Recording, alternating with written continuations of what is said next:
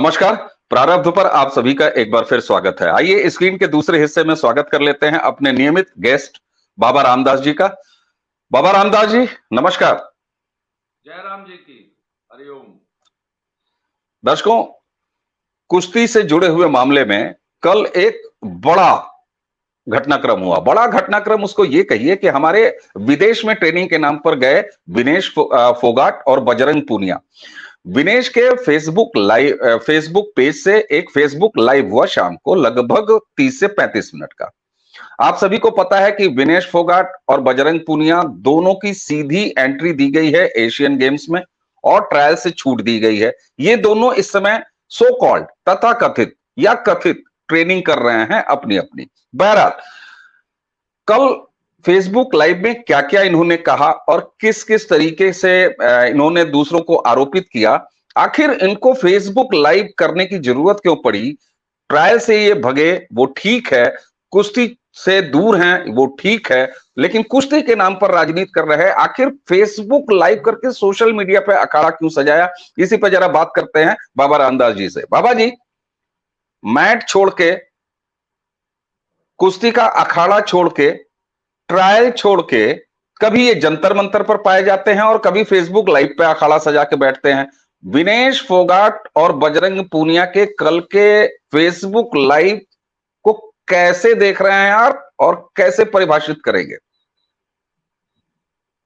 देखिए, ये इनको मजबूरी में कल लाइव करना पड़ा, क्योंकि अंतिम पंगाल और 65 किलो के जूनियर होनहार पहलवानों के साथ जो अन्याय हुआ है ना, उससे पूरा देश उद्वेलित है।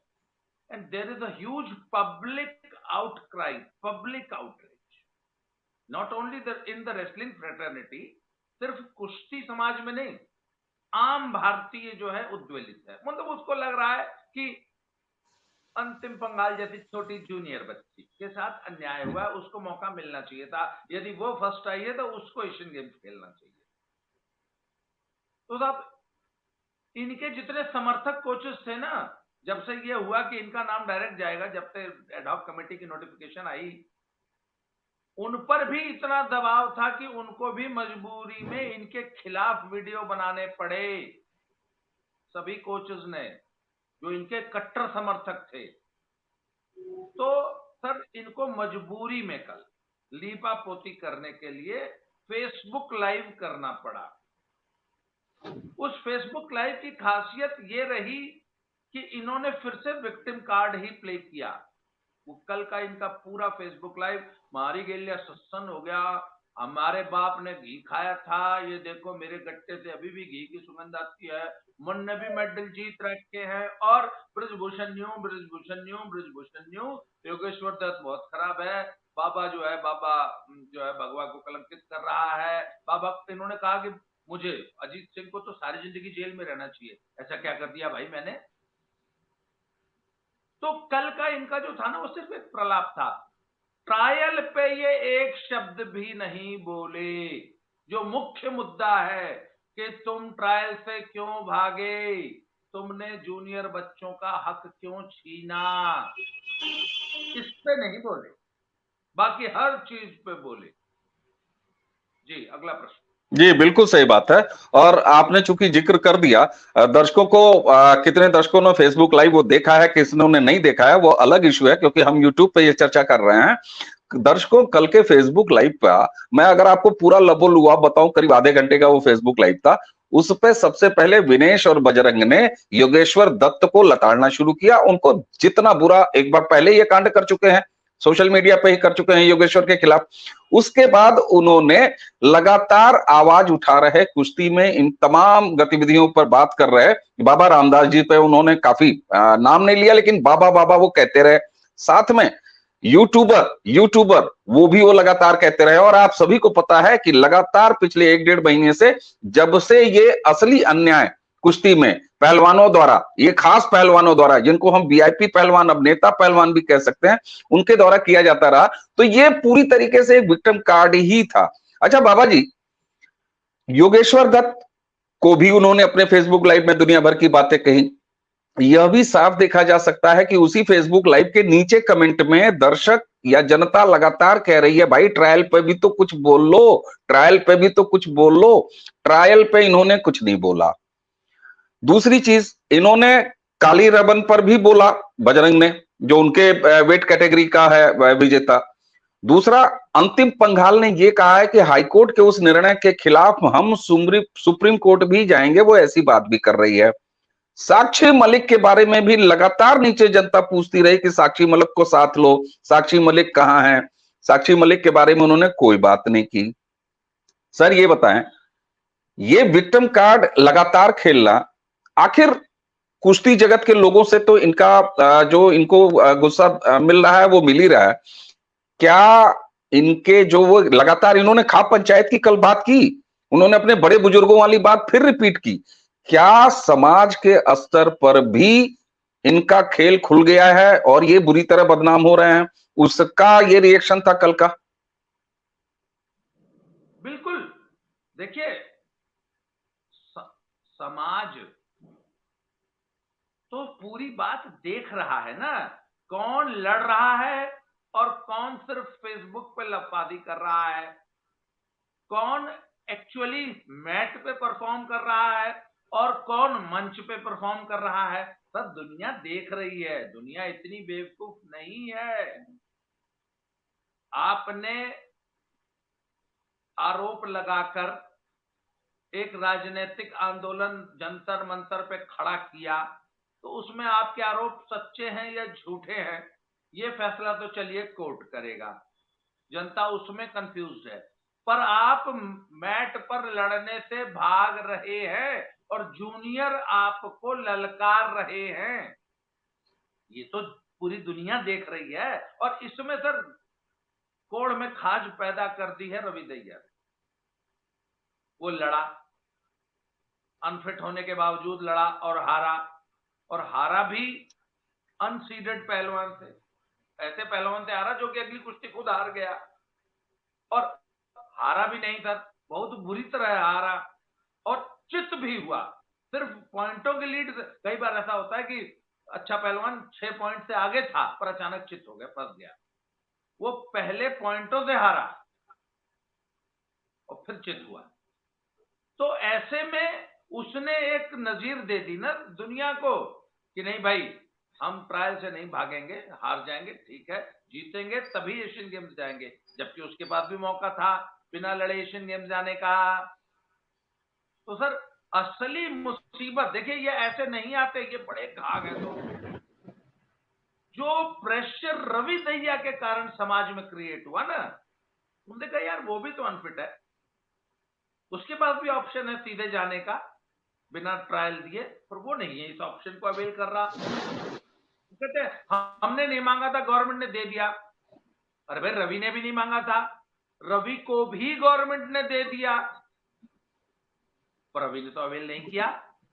अरे मिल्खा सिंह को अर्जुन अवार्ड दिया था सरकार ने, दे दिया था, मिल्खा सिंह ने रिफ्यूज कर दिया। सरकार तो ऐसी बहुत से लोगों को पद्मश्री देती है, लोग रिफ्यूज करते थे, नहीं चाहिए तुम्हारा, रखो अपने पास।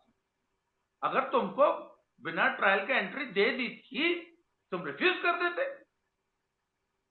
तुमने उसे रख लिया। और ये सर रवि दहिया के कारण प्रेशर क्रिएट हुआ, तब ये आए हैं, नहीं तो ये नहीं आते, ये इतने बेशरम। अच्छा, फिर इनको बुरा क्या लगा क्योंकि योगेश्वर दत्त और ये बाबा, अब देखिए मेरे से तो इनको 6 महीने से प्रॉब्लम है। आज पूरा हरियाणा, पूरा कुश्ती जगत जानता है कि इनके आंदोलन की असली हवा अगर किसी ने निकाली है, इनके झूठ को समाज में असली एक्सपोज किया है। इनका जो गुब्बारा था उसमें अगर सुई किसी ने लगाई है तो बाबा रामदास ने लगाई, क्योंकि मैं फैक्ट्स पे बात करता हूं। मैं सिर्फ रेटोरिक नहीं है, मेरा प्रलाप नहीं है, मैं इमोशनल बातें नहीं करता हूं, मैं फैक्चुअल बातें करता हूं। तो ये अपनी निजी बातचीत में भी ये बोलते रहे एक दूसरे को, इस बाबा ने हमारे सारे आंदोलन को खराब कर दिया। तो सर मेरे से तो इनकी पुरानी अदावत है। हाँ, आज तक ये मेरा नाम नहीं लेते थे, कल ये इतना बौखला गए कि इन्होंने फोकस किया मुझे, बकायदा मेरा नाम महाराज बाबा ये वो कोच। इससे पहले ज्ञान सिंह ने भी मेरे लिए इसी तरह बोला है। जी बिल्कुल। और बोलते बोलते बोलते ये बोलते उन दोनों ने बातें करने लगे हैं, आपको मालूम है कि नहीं? हाँ जी, जी बोले। कुश्ती जगत में मुझे मारने पीटने की धमकियां आने लगी हैं, बातें होने लगी है कि हमने बाबा को पीट दिया, पिटवा देंगे, हाथ पर तोड़ देंगे। तो ये लोग, अच्छा ऐसे काम कौन करता है? जिसके पास अब सारे तर्क खत्म हो गए, जिसके पास अब सिर्फ एक ही चीज बची है, हाथापाई। तो कल ये विक्टिम कार्ड प्ले कर रहे थे। हाँ, ट्रायल पे इन्होंने कुछ नहीं बोला जी। बिल्कुल ट्रायल पे इन्होंने वाकई कुछ नहीं बोला। और आपने जब कहा ना कि इन्होंने अपने उस फेसबुक लाइव में ये कहा कि साहब हमने थोड़ी ना मांगा था ट्रायल में छूट, सरकार ने दे दिया। अरे साहब, यही वो लोग हैं जो अपने अपने मेडल, जीते हुए मेडल लेके गंगा के किनारे हरिद्वार पहुंचे थे कि हम मेडल विसर्जित कर देंगे। अगर ये भाव था कि सरकार ने आपको दिया था तो आप उसको स्वीकार तो किए, और स्वीकार करने के बाद इस तरह से आप त्याग रहे थे। तो इसी तरह अगर सरकार ने मौका आपको दे दिया था बिना ट्रायल के जाने का, तो आप उसको भी त्याग देते, आप बहुत बड़े त्यागी बन जाते। अच्छा ये बताइए, बार बार इसमें रवि दाहिया की वजह से आपने कहा कि ये प्रेशराइज ज्यादा हो गए, आप पे उन्होंने जो आरोप लगाए वो लगाए ही लगाए। साक्षी मलिक इस पूरे प्रकरण से क्यों अलग नजर आ रही हैं? क्योंकि साक्षी ने भी कहा कि मेल मेरे पास भी आया था। साक्षी ने जो अपने वीडियो में कहा कि देखिए हम बिना ट्रायल के नहीं जाएंगे, हम ट्रेनिंग कर रहे हैं, अलग बात है। उसने थोड़ा सा एक सेफ पैसेज लेने का प्रयास किया, लेकिन इनके साथ साक्षी मलिक क्यों नहीं नजर आ रही है? सर, सच ये है कि साक्षी मलिक इस लीग में, वो आंदोलन वाली लीग में इनके साथ थी, इस लीग में इनके साथ नहीं है। क्योंकि साक्षी मलिक को एस्टैब्लिशमेंट, हमारी साई टॉप्स, ये भी मानते हैं कि अब वो चुक चुकी हैं, मतलब she is almost finish, she is on the verge of retirement. वो बस किसी तरह है ना, वो बुझता हुआ दिया है, फड़फड़ा रहा है। तो मुझे ये भी डाउट है कि साक्षी मलिक के इस दावे में मुझे शक है कि एडॉक कमेटी ने उनको भी ऑफर दिया होगा कि भैया तुम भी जो है आ जाओ, तुमको भी बिना ट्रायल के भेज देते हैं। ऐसा है नहीं, मैं नहीं मानता हूं इस चीज को। और मैंने बोला ना, साक्षी मलिक इस लीग में नहीं है, ये दोनों अभी भी टॉप्स स्कीम में है। और साक्षी मलिक की रिसेंट परफॉर्मेंस कोई नहीं है ना। साक्षी मलिक का मेडल 2016 में आया था। हम्म। और मैं आपको एक बात बताऊं अवधेश जी, ये थोड़ा सा टेक्निकल मामला है और इसको सब लोग समझेंगे नहीं। इवन कुश्ती जगत के लोग भी, बहुत सारे पहलवान भी इस बात को नहीं समझ पाएंगे, जिस पे मैं अभी रोशनी डाल रहा हूं कि बिना ट्रायल के पूर्व में टीमें भेजी जाती हैं। और ये कोई बहुत गलत प्रैक्टिस भी नहीं है, पहले नोट करिए इस चीज को। कई बार ये जरूरी होता है कि ट्रायल न लिया जाए, परंतु तब जब सिलेक्शन होता है ना, तो उसमें परफॉर्मेंस और फिटनेस की कंटिन्यूएंस देखी जाती है। भाई आप बहुत अच्छे थे और हैं, तो थे, ये तो एस्टैब्लिश्ड है। पर कोच जानता है कि पिछले 6 महीने से आप क्या कर रहे हैं और आपका परफॉर्मेंस लेवल क्या है। क्योंकि कोच तो भैया रग रग जानता है ना।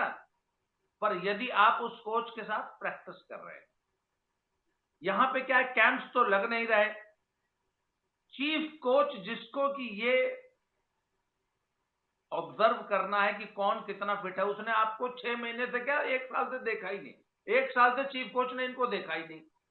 उसको क्या मालूम आप क्या करते हैं पीछे से, कितने फिट हैं। पिछले 1 साल में आप एक भी कुश्ती लड़े नहीं, तो आखिर कैसे पता लगाया जाए कि आप कितने फिट हैं। अच्छा, दूसरी एक प्रॉब्लम तब आती है जब पहले टॉप के जो 4 5 6 लड़के हैं, लड़कियां, वो अगर एक बराबर है जिसमें पता ही नहीं कौन किसका है, तब भी कई बार कोच अपने डिस्क्रिप्शन का इस्तेमाल करके बिना ट्रायल के टीम चुनते हैं, क्योंकि वो जानते हैं कि इसकी लड़ंत कैसी है, उसकी लड़ंत कैसी है, किस कंपटीशन में जा रहे हैं, वहां कंपटीशन कैसा होगा और किस लेवल का कंपटीशन होगा और किस लेवल के कंपटीशन में सीनियर प्लेयर परफॉर्म करेगा, किस लेवल के कंपटीशन में जूनियर को भी एक्सपोजर दिया जा सकता है ना। ठीक बात। तो ये हमारा बड़ा तकनीकी पेच है। मैं अभी भी हर कंपटीशन में ट्रायल से ही टीम का चुनाव हो, ऐसी पॉलिसी नहीं बननी चाहिए। कोच का डिस्क्रिप्शन, सिलेक्शन कमेटी का डिस्क्रिप्शन रहना चाहिए। हर टूर्नामेंट से पहले ट्रायल लेना इम्प्रैक्टिकल बात है। ये टेक्निकल आदमी समझते हैं इस बात को। क्यों? एक चीज और हाईली टेक्निकल है, परफॉर्मेंस का देखिए एक ग्राफ होता है और परफॉर्मेंस को पीक पे लाया जाता है एग्जैक्ट डेट, एक टाइम पीरियड पे। जिस तारीख को आपको परफॉर्म, मान लीजिए ओलंपिक है, वर्ल्ड का टॉप का टूर्नामेंट है, तो अगर आपकी 26 तारीख को परफॉर्मेंस है तो आपकी परफॉर्मेंस की पीक 25, 26, 20, 22 के आसपास आएगी और 30 उसके बाद अगर अगला कंपटीशन नहीं है तो पीक को नीचे ले आया जाएगा, ट्रेनिंग के द्वारा आपको रेस्ट दिया जाएगा। अब अगर उस पीक से एक महीना पहले आप एक और मेजर इवेंट रख दें तो आपको तो 2 बार पीक लानी पड़ेगी ना। अब मेजर टूर्नामेंट से पहले 1.5 महीना पहले आपने इतनी इंपॉर्टेंट ट्रायल रख दी, मान लीजिए जहां जीने मरने का सवाल है, जहां 5 लड़के आपको हराने वाले हैं, तो आपको अपनी परफॉर्मेंस को पीक पे लाना पड़ेगा, नहीं तो हरा लेंगे आपको। तो अब एक टूर्नामेंट से पहले 2 बार आप पीक पे आ रहे हैं तो ये ट्रेनिंग का शेड्यूल गड़बड़ा जाता है। फिर हमारे यहाँ वेट कंट्रोल होता है, पता लगा आपको 5 किलो वजन तोड़ना है ना, तो आपकी परफॉर्मेंस डाउन आ जाती है। तो सर ये बहुत टेक्निकल मामला है। इसलिए ये जो लोग कह रहे हैं कि ये ब्रजभूषण सिंह के टाइम में भी तो बिना ट्रायल के जाते थे, यस जाते थे और आगे भी जाएंगे, जाना चाहिए, पर उसको जाना चाहिए जो कंसिस्टेंटली परफॉर्म कर रहा है, जो ट्रेनिंग में है और फिट है। आप समझ रहे हैं ना? बिल्कुल बिल्कुल। अनफिट, आप खुद कह रहे हैं कि हम तो जी धरना दे रहे थे, हम फिट नहीं है, इसलिए आपका जाना बिना ट्रायल के जस्टिफाइड नहीं है। बात अंतर को समझे? बिल्कुल बहुत टेक्निकल बिल्कुल। बताइए मैंने आपको। जी अगला प्रश्न। जी बिल्कुल। ये बात आपने जिस तरीके से थोड़ा विस्तार से समझाया, मुझे लगता है कि ये प्रश्न बहुत सारे लोगों के मन में है और कई एक्सपर्ट लोग जो कुश्ती से जुड़े हुए हैं वो भी इसको उठा बैठे। अब आपने कल का फेसबुक लाइव जो देखा, दर्शक भी उसको देखेंगे या आगे चल के देखेंगे, ये देख भी लिया होगा।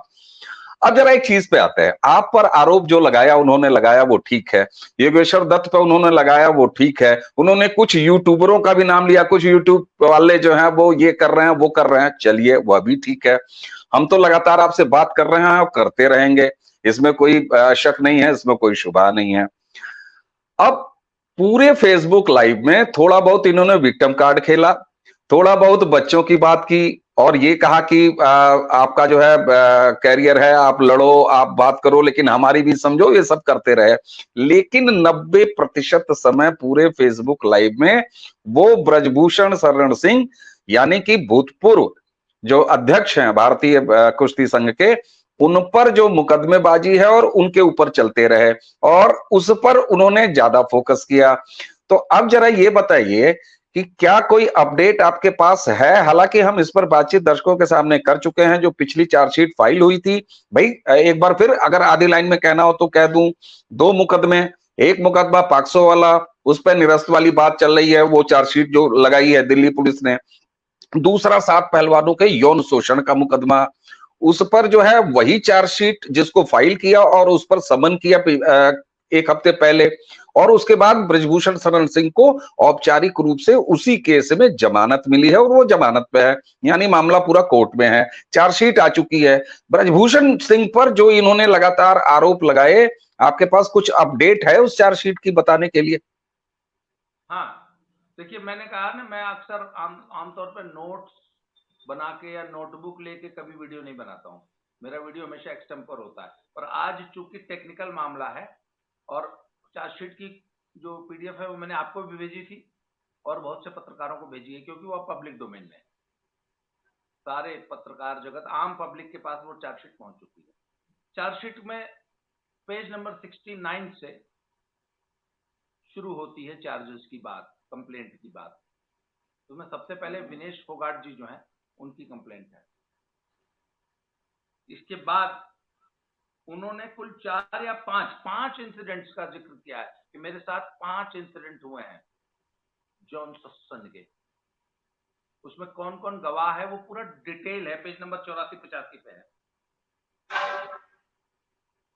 उसमें एक बहुत बड़ी बात जो इस चार्जशीट में है नहीं, इन्होंने जो मेन आरोप लगाया है कि मैं वो पूरी स्टोरी में 2 मिनट में सुना दूं। हालांकि ना वैसे इस चार्जशीट पे तो कई एपिसोड 40-40 मिनट के होने चाहिए, पर मैं इसमें सिर्फ एक पासिंग रिमार्क देता हूं, जैसे ये एक ट्रेलर हो जाएगा अगली हमारी वीडियो के लिए कि हम चार्जशीट को बहुत लंबे तौर पे डिस्कस करने जा रहे हैं। और वो जयपुर डायलॉग्स वाले दीक्षित साहब है ना, मैं इधर बहुत ज्यादा बिजी था, उनके साथ भी मुझे एक वीडियो करनी है, वो ड्यू है। आपके साथ भी करूंगा, उनके साथ भी करूंगा, और भी 1-2 अच्छे पत्रकार हैं, उन्होंने मुझसे बोल रखा है। तो देखिए, मेन जो कंप्लेनेंट है वो बहन जी हैं हमारी। इन्होंने बोला जी मैं ऐसे ऐसे गई थी, मेरे को शोकॉज किया था डिसिप्लिनरी चार्ज पे, तो जब मैं गई तो न्यू न्यू जो है टी शर्ट जो उठा दी मेरा पार्टनर रोड पे बैठा था।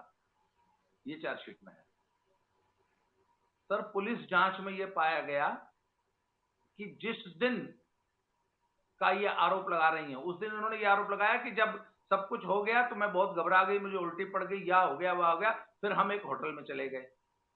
उस रात एक होटल में रुके ये और इनका पार्टनर दिल्ली के। पुलिस को वो रिकॉर्ड मिल गया है कि हाँ ये होटल में रुके थे, इसका मतलब वो बात सही है। होटल में रुकने वाली बात सही, इसका मतलब डेट को लेकर कोई कंफ्यूजन नहीं है। तो इन्होंने कंप्लेंट करते वक्त सिर्फ एक चीज असरटेन की कि मैं उस दिन दिल्ली में, मेरी लोकेशन है, इसलिए इन्होंने उस दिन का घटनाक्रम बताया जिस दिन वो होटल में दिल्ली में थी। पर उन्होंने ये चेक नहीं किया कि उस दिन कंप्लेन अक्यूज्ड भी दिल्ली में था कि नहीं था। पुलिस की जांच में आया कि तब अक्यूज्ड तो गोंडा में बैठा था। और पुलिस की जांच सर आजकल तो फॉरेंसिक जांच होती है ना।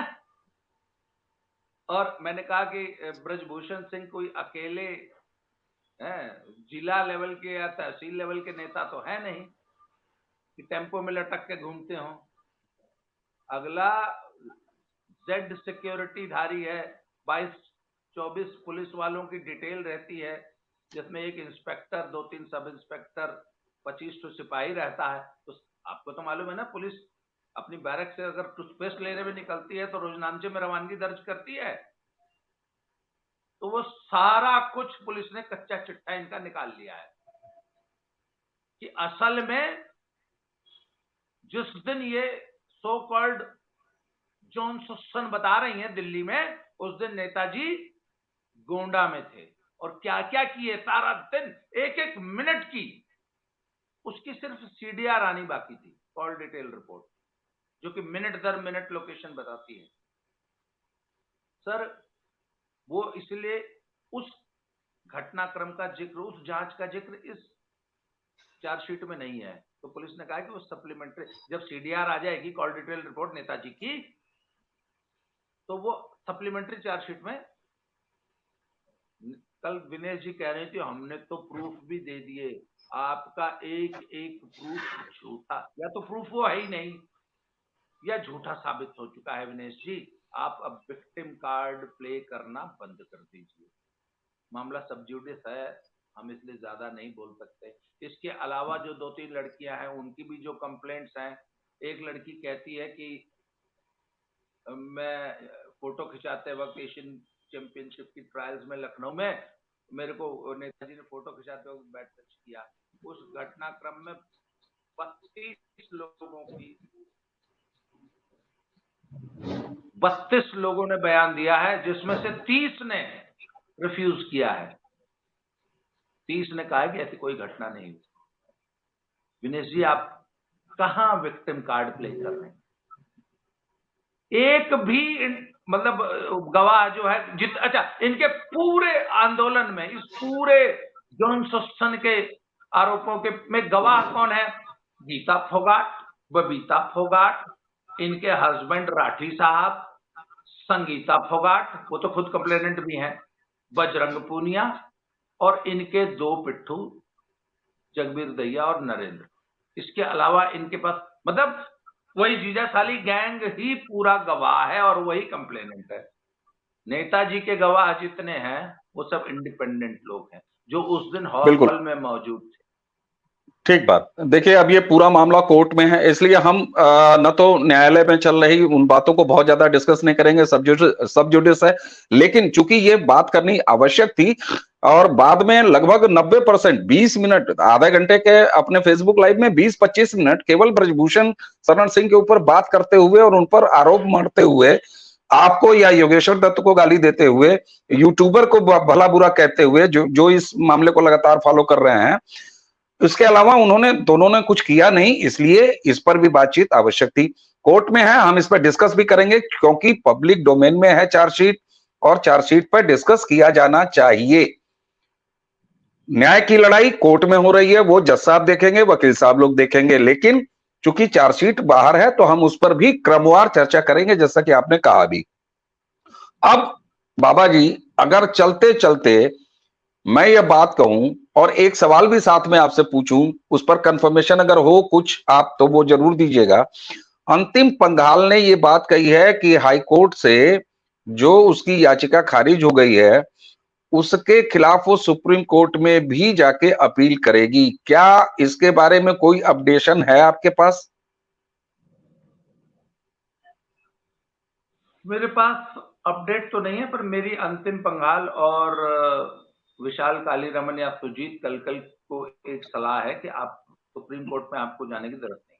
पहली बात सर, कोर्ट में एक रिट दाखिल करने में अगर वकील जान पहचान का भी हो ना, रियायत भी करे खिलाड़ी पे, तो भी सर लाख रुपया 1.5 लाख रुपया खर्च हो जाता है। सर, उस बच्ची के बाप के पास 2 एकड़ जमीन थी, उसमें से 1.5 एकड़ बिक चुकी है।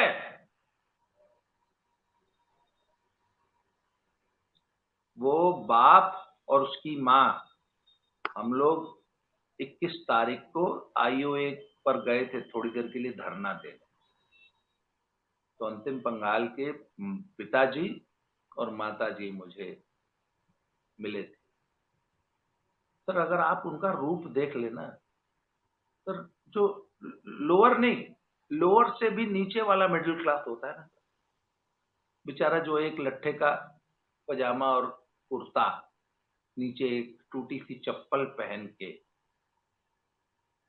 एकदम डाउन टू अर्थ, एक कच्चे कमरे में रहने वाले लोग जो कि अपनी बेटी को इतनी शिद्दत से पहलवानी करा रहे हैं, तो वो कहां से सुप्रीम कोर्ट जाएगा? आप मुझे बताएं। अरे भाई, वो हाई कोर्ट गया, उसका लाख रुपए खर्चा हुआ है। वो खर्चा सुजीत कलकल और क्या नाम, अंतिम पंघाल के फादर ने बेयर किया, आधा आधा।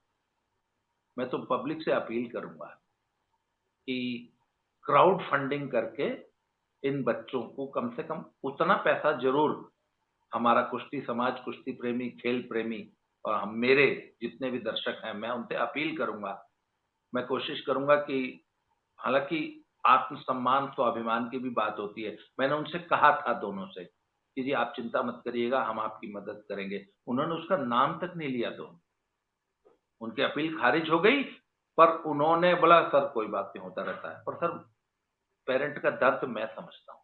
पहलवानी पहले सिर्फ दूध घी बादाम का जुगाड़ करना पड़ता था, सर पुराने जमाने में ना अगर आप एक भैंस पाल ले तो बच्चे की पहलवानी करा लेते थे 150 ग्राम बादाम रगड़ के। और आजकल सप्लीमेंट्स का खर्चा है, प्रोटीन, सब सप्लीमेंट्स का ही 15 से 20 हजार रुपए महीने का खर्चा आ जाता है। सर पहलवानी बहुत महंगी हो गई है, और अगर एक स्टेडी इनकम ना हो ना पहलवान की तो सस्टेन करना मुश्किल हो जाता है। तो वो परिवार किस तरीके से बच्ची की डाइट मैनेज करता होगा, उस पर हम उसको उस पर सुप्रीम कोर्ट का भी अब खर्चा लाद दें। पर अब ऑप्शन देखिए, ये मेरी सलाह है और मैं अभी भी बोल रहा हूं कि दर्शकों से कि उस गरीब बच्ची ने ये लिटिगेशन में जो अनावश्यक, खैर अनावश्यक तो नहीं, अपने हक की लड़ाई सबको लड़नी चाहिए, पर मुझे आशा थी कि कुश्ती समाज आगे आएगा और उसका आर्थिक मदद, आर्थिक सहयोग करेगा। मैं अभी भी अपील कर रहा हूं, एटलीस्ट जो उसका वकीलों को जो उसने न्यायालय में खर्चा दिया है वो तो जरूर दे दें, हेल्प करें। ठीक हाँ, ठीक। पर एक आशा की किरण अभी है सर, बहुत है। ये मैं ब्रेकिंग न्यूज आप बना लीजिए बेशक इसको। सर WFI के चुनाव का रास्ता खुल गया है। High court, Guwahati high court से जो इसको हम लोगों ने इसको हम लोगों ने ठीक इसके पहले के वीडियो में डिस्कस किया है कि ये एक अंतिम होप अभी बाकी, आप उसको दोहरा दीजिए।